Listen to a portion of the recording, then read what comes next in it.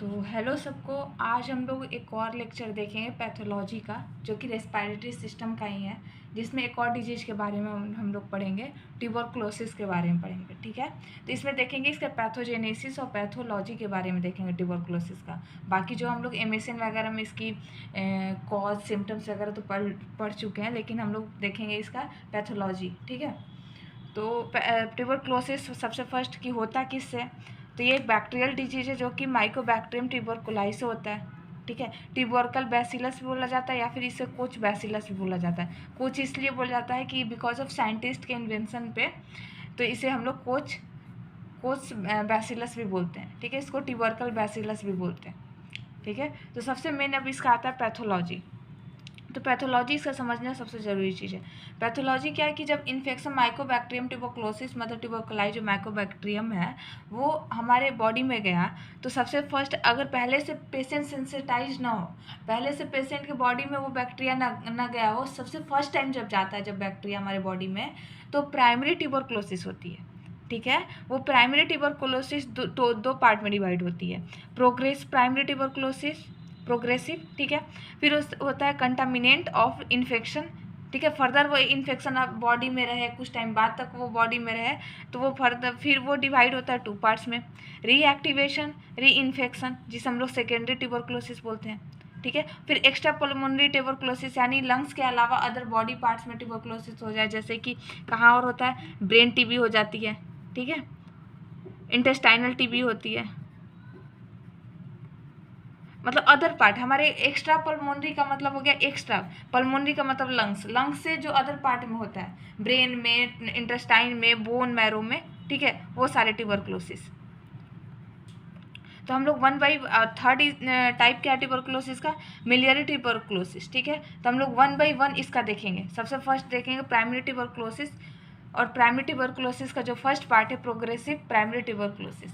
ठीक है, तो हम लोग 1 बाई 1 इसमें ही फिगर है, पहले मैं यहाँ से दिखलाती हूँ आपको। तो प्राइमरी ट्यूबरकुलोसिस कब होती है कि प्रीवियसली पेशेंट अनएक्सपोज, यानी पेशेंट के बॉडी में सबसे फर्स्ट टाइम वो पहले से उस बैक्टीरिया से, माइकोबैक्टीरियम जो बैक्टीरिया है उससे पहले से उसके बॉडी में नहीं है, वो फर्स्ट टाइम वो गया है। अनसेंसिटाइज्ड है पर्सन जो भी पेशेंट है वो अनसेंसिटाइज्ड का मतलब हो गया कि वो फर्स्ट टाइम गया, उससे कोई सेंसिटिविटी नहीं हुई है पर्सन की। ठीक है, वो अनसेंसिटाइज है, उससे पहले वो उस बैक्टीरिया से कभी उसका बॉडी रिएक्ट नहीं किया है। ठीक है, तो जब प्राइमरी ट्यूबरकुलोसिस होगा तो सबसे फर्स्ट क्या करता है, वहाँ पे हमारे लंग्स में एक गोन्स कॉम्प्लेक्स बनाता है। ठीक है, गोन कॉम्प्लेक्स।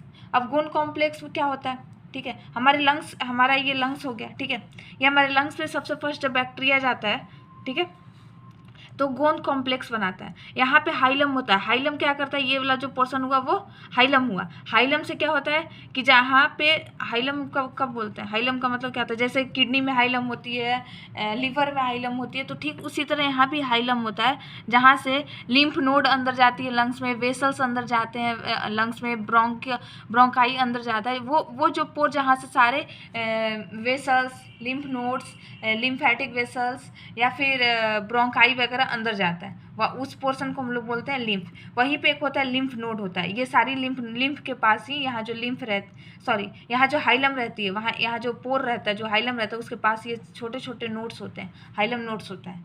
ठीक है, और यहाँ पे गोन्स फोकस बनता है। ठीक है, तो हम लोग यहाँ देखें गोन कॉम्प्लेक्स। ठीक है, गोन कॉम्प्लेक्स में 3 चीज़ें आती है, गोन फोकस आता है, लोकल लिम्फेजाइटिस आती है, लोकल लिम्फ नोड्स इन्फ्लामेशन। ठीक है, तो यहाँ पे लिम्फ नोड है। ठीक है, जब बैक्टीरिया इन्वेड करता है, बैक्टीरिया जब आता है अंदर की तरफ, तो इन्फ्लामेटरी रिएक्शन होता है। इन्फ्लामेटरी रिएक्शन होगा तो लिम्फेटिक सिस्टम में जब जाता है, यानी लिम्फ नोड में जाता है, तो वहाँ पे रिएक्शन, एंटीबॉडी एंटीजन रिएक्शन होगी। ठीक है, जब एंटीजन एंटीबॉडी रिएक्शन होगी तो लिम्फ नोड में क्या हो जाएगा, इन्फ्लामेशन हो जाएगी। ठीक है, पहला ये हो गया प्राइमरी ट्यूबरकुलोसिस का। ठीक है, दूसरा लिम्फ वेसल्स में इन्फ्लामेशन हो जाएगी। कहाँ, इन्फ्लामेशन इन लिम्फ वेसल, लिम्फ वेसल्स में भी इन्फ्लामेशन हो जाएगी। ठीक है, लंग्स का जो लिम्फ वेसल्स है, लिम्फ नोड में भी हो जाएगी। कौन से लिम्फ नोड में, हाइलम नोड, हाइलम नोड्स, यानी जो नोड्स, यहाँ जो ये लंग्स हो गया, ठीक है, ये जो लंग्स हो गया, ठीक है, तो ये पोर्शन जो हाइलम यहाँ पे ये नोट्स होती है, इसमें क्या हो जाएगा, इन्फ्लामेशन, बड़ा साइज हो जाएगा, ठीक है, इन्फ्लामेशन हो जाएगा यहाँ पे। ये हाइलम हो गया, ये क्या हो गया, हाइलम, और ये क्या हो गया, हाइलम नोड हो गया, और यहाँ पे इन्फ्लामेशन हो जाती है। फिर यहाँ पे जो लिम्फ वेसल्स होंगे, अब लिम्फ नोड है तो वहाँ पे लिम्फ वेसल्स भी होंगे, तो लिम्फ वेसल्स में इन्फ्लामेशन हो गया तो लिम्फेंजाइटिस बोलते हैं, ठीक है, लोकल। अब गोन्स कॉम्प्लेक्स क्या होते हैं, गोन फोकस क्या होता है ये समझिए। ये 3 चीज़ आता है गोन कॉम्प्लेक्स में, Ghon focus, local lymphangitis, local lymph node inflammation, ठीक है। तो गोन फोकस क्या होता है, तो गोन फोकस सबसे फर्स्ट ये प्राइमरी लेजन्स है, ठीक है, प्राइमरी लेजन्स होती है लंग्स में। टीबी जिसे ग्रैनुलोमा बोलते हैं, ट्यूबरक्लोसिस ग्रैनुलोमा। ट्यूबरक्लोसिस ग्रैनुलोमा ये लोअर पार्ट में होता है, कहाँ होता है, ये लोअर लोब में होता है। मोस्टली ग्रैनुलोमा कहाँ होगा टीबी का, वो लोअर लोब में होगा, ठीक है। ये प्राइमरी लेजन्स है, ग्रैनुलोमा इसे बोलते हैं, ठीक है। अब ग्रैनुलोमा होता क्या है कि जब कोई भी बैक्टीरिया हमारे बॉडी के अंदर जाता है तो वहाँ पे एंटीजन एंटीबॉडी रिएक्शन होता है। हमारे बॉडी का जो बॉडी होता है, न्यूट्रोफिल्स, बेसोफिल्स या फिर मोनोसाइट्स, लिम्फोसाइट्स, ये सारे जो है वो उस एंटीजन से एक्ट करते हैं। तो उस समय क्या होता है कि ये ग्रैनुलोमा एक स्ट्रक्चर बनाता है जिसमें बाहर की तरफ ये जो डॉटेड स्ट्रक्चर दिख रही है, ये लिम्फोसाइट्स होता है। इसके अंदर बैक्टीरिया ट्रैप हो जाते हैं, ठीक है, ये बैक्टीरिया को ट्रैप कर लेता है अंदर की तरफ। मैक्रोफेजेज होते हैं, मैक्रोफेजेज क्या करेंगे, बैक्टीरियोसाइट्स को खा जाते हैं, ठीक है, फैगोसाइटोसिस करते हैं, फैगोसाइटोसिस करेंगे बैक्टीरिया का, ठीक है। मैक्रोफेजेज रहते हैं, ठीक है। ये सारे जो लाइनिंग दिख रही है, लाइनिंग, ये नेक्रोटिक सेल होते हैं। जो भी सेल वहाँ पे लंग्स का जो भी सेल वगैरह है, एपिथेलियम सेल्स वगैरह, वो भी तो डिजेनरेट होते हैं, नेक्रोसिस होती है उनकी भी, तो यहाँ पे वो सेल्स भी ट्रैप हो जाते हैं, नेक्रोटिक सेल्स भी ट्रैप हो जाते हैं, ठीक है। यहाँ पे लिम्फोसाइट्स होता है और अंदर में बैक्टीरिया ट्रैप हो जाता है, तो ये ग्रैनुलोमा बन जाता है, जिसे हम लोग बोलते हैं ना कि टीबी का जब आप एक से तो छोटी छोटी गांठ लाइक नजर आएगी, ठीक है, तो यही ग्रैनुलोमा होता है टीबी में। तो ये प्राइमरी जब बैक्टीरिया हमारे बॉडी में जाता है तभी ये ग्रैनुलोमा बन जाता है, lower lobes, mostly lower lobes में बनता है, ठीक है। इसमें क्या होता है, लिम्फोसाइट्स होता है बाहर की तरफ, नेक्रोटिक सेल्स होते हैं, ब्लड वेसल्स भी ट्रैप हो जाते हैं, इसमें मैक्रोफेजेज जाते हैं और बैक्टीरिया ट्रैप हो जाता है। वहीं जब हम ट्रीटमेंट कराते हैं तो यही चीज़ इन्वेड करने में इसीलिए बोला जाता है कि मेडिसिन कभी छोड़ना नहीं चाहिए, क्योंकि ये चीज़ को ट्रीट करना बहुत ही डिफ़िकल्ट होता है। ये जो सेल जो मतलब ये बन जाती है कवर लाइक स्ट्रक्चर है, इसे तोड़ना बहुत ही मुश्किल होता है, ठीक है। फिर ये अगर हम मेडिसिन छोड़ देते हैं तो ये बहुत लंबे टाइम तक रहता है, उसी तरह ग्रैनुलोमा बना हुआ रहेगा लंग्स में, ठीक है। फिर जैसे ही इम्यूनो कंप्रेस्ड होता है पेशेंट, फिर से टीबी हो जाती है, ठीक है। तो ये हो गया प्राइमरी ट्यूबरक्लोसिस। ठीक उसी तरह सेकेंडरी ट्यूबरक्लोसिस, ठीक है। सेकेंडरी ट्यूबरक्लोसिस कब होगी, पेशेंट पहले से ही उसके बॉडी में वो बैक्टीरिया पहले से ही प्राइमरी इन्फेक्शन हो चुका है, ट्यूबरक्लोसिस प्राइमरी हो चुका है। अब क्या होगा कि उसके बॉडी में ग्रैनुलोमा बना रहेगा उसके बॉडी में, और वो किसी तरह का साइन और सिम्टम्स नहीं दे रहा, ठीक है। यानी वो पेशेंट का इम्यूनिटी इतना हाई है कि कोई साइन और सिम्टम्स नहीं आ रहा, लेकिन जैसे ही उसका वीकेंड होगा, रेजिस्टेंस यानी उसका इम्यूनो कंप्रेस्ड होगा, जैसे ही वो पेशेंट इम्यूनो कॉम्प्रोमाइज्ड होगा, ठीक है, इम्यूनो कॉम्प्रोमाइज्ड होगा तो उसमें फिर से वो रिएक्टिव हो जाएगा, वो बैक्टीरिया फिर से वो जो ग्रैनुलोमा है रिएक्टिव हो जाएगा और टीबी कॉज कर देगा, ठीक है। ये होती है सेकेंडरी ट्यूबरक्लोसिस, ठीक है।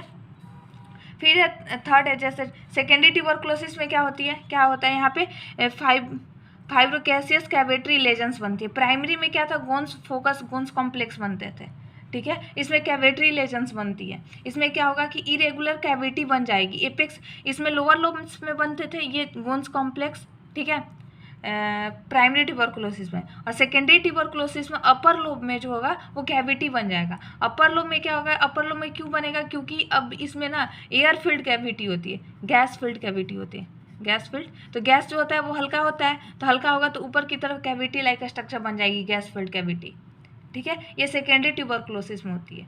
ठीक उसी तरह एक मिलियर ट्यूबरक्लोसिस होती है, थर्ड मिलियर ट्यूबरक्लोसिस। थर्ड देखिए ये क्या होगा, मिलियर ट्यूबरक्लोसिस कि bacteria drains through lymphatic ducts to the vein. अब क्या होगा कि ये जो बैक्टीरिया हमारे लंग्स में आ रहा था, ठीक है, ये हमारे बैक्टीरिया यहाँ पे लंग्स में आ रहा था, ठीक है, ये बैक्टीरिया लंग्स में आ रहा था, तो यहाँ पे लिम्फेटिक सिस्टम भी थे, यहाँ पे लिम्फेटिक सिस्टम थे, तभी तो लिम्फ नोड्स वगैरह थे ना। तो लिम्फेटिक सिस्टम में आया, लिम्फेटिक सिस्टम से ये कहाँ चला गया, पल्मोनरी वेन में, ठीक है, वेन में चला गया, ये वेन में चला जाता है, सॉरी पल्मोनरी वेन में नहीं, ये जो बॉडी का वेन होता है, ठीक है, यहाँ से लंग्स जो है इसे वेन में भेज देता है। वेन में जब जाता है तो वेन से वो राइट हार्ट जो हमारा कनेक्टेड होता है वेनस से ही कनेक्टेड होता है, सुपीरियर और इन्फीरियर वेनस से, ठीक है। तो फिर वहाँ से वो कहाँ चला जाएगा, राइट हार्ट में चला जाएगा। राइट हार्ट से वहाँ से जाके वो पल्मोनरी आर्टरी में चला जाएगा, पल्मोनरी आर्टरी में जाके लंग्स पेरेन्काइमा में चला जाता है। ये होती है मिलियरी मतलब होता है ट्रांसपोर्ट। वो जो ग्रेनुलोमा लाइक स्ट्रक्चर है, वो स्मॉल पीसेज वो एक जगह से दूसरी जगह जब ट्रांसपोर्ट होने लगता है तो उसे मिलियरी पल्मोनरी डिजीज बोलते हैं, ठीक है। वो सबसे फर्स्ट की लिम्फेटिक सिस्टम में जाएगा, बैक्टीरिया हमारे बॉडी में जब जाता है तो लिम्फेटिक सिस्टम में जाएगा, लिम्फेटिक सिस्टम से वो वेन में चला जाता है सर्कुलेशन के थ्रू, वेन में चला जाएगा तो फिर वहाँ से राइट हार्ट में जाएगा, और राइट हार्ट किससे कनेक्टेड रहता है, पल्मोनरी आर्टरी से। पल्मोनरी आर्टरी कहाँ कनेक्ट रहता है, लंग्स से। लंग्स में क्या होगा, फिर वो लंग्स पेरेन्काइमा में चला जाएगा जहाँ पे लंग्स टीबी कॉज करता है, ठीक है। अब यहाँ पे पैथोलॉजिकल चेंजेस, अब लंग्स को हम जब देखेंगे तो क्या क्या चेंजेस नजर आएगा, तो प्राइमरी अगर लेजेंस हुआ है तो हमें उसमें ग्रैनुलोमा नजर आएगा, ठीक है, ग्रैनुलोमा दिखाई देगा। पर्सन में सेकेंडरी अगर हो गया है तो कैविटरी लेजेंस दिखाई देंगे, ठीक है, पोर लाइक स्ट्रक्चर दिखाई देगा। प्राइमरी हुआ है तो ग्रैनुलोमा दिखेगा, सेकेंडरी तक पहुँच गया तो कैविटी दिखेगी, कैविटरी, ठीक है। प्रजेंस ऑफ स्कारिंग और डायस्ट्रॉपिक, और ग्रैनुलोमा की वजह से जब हम एक्सरे वगैरह में देखेंगे तो हमें स्कार लाइक स्ट्रक्चर नजर आएगा, स्कार, ठीक है, स्कार नजर आता है लंग्स में। Local amount of fibrin deposition, और ये स्कार नजर आएगा, ठीक है। डायस्ट्रॉफिक क्लासिफिकेशन हो जाएगी, कैल्सिफिकेशन। डायस्ट्रॉफिक कैल्सिफिकेशन क्या होती है कि large amount of fibrin deposition. अब क्या होता है कि फाइब्रोप्लास्ट वगैरह वहाँ पर डिपोजिशन होने लगती है लंग्स में, ठीक है। अभी जो ग्रैनुलोमा हम बता रहे थे, ग्रैनुलोमा के चारों तरफ लिम्फोसाइट से फाइब्रिन्स वगैरह थे, नेक्रोटिक सेल था, तो जब वहाँ पे डैमेज होने लगता है सेल तो वहाँ पे फाइब्रिन्स वगैरह आके एक्यूमुलेट होने लगते हैं, ठीक है, फाइब्रिन डिपोजिशन होने लगता है। प्लूरा जो मेम्ब्रेन रहती है प्लूरा वो ठीक हो जाती है, ठीक है। ये सारे हमें दिखाई पड़ेंगे पैथोलॉजिकल चेंजेज में। तो ये पैथोलॉजी का टीबी का लेक्चर रहा, तो आई थिंक आपको ये लेक्चर समझ आई होगी। तो अगर आपको ये लेक्चर समझ आई होगी तो प्लीज़ चैनल को लाइक एंड सब्सक्राइब करें। Thank you.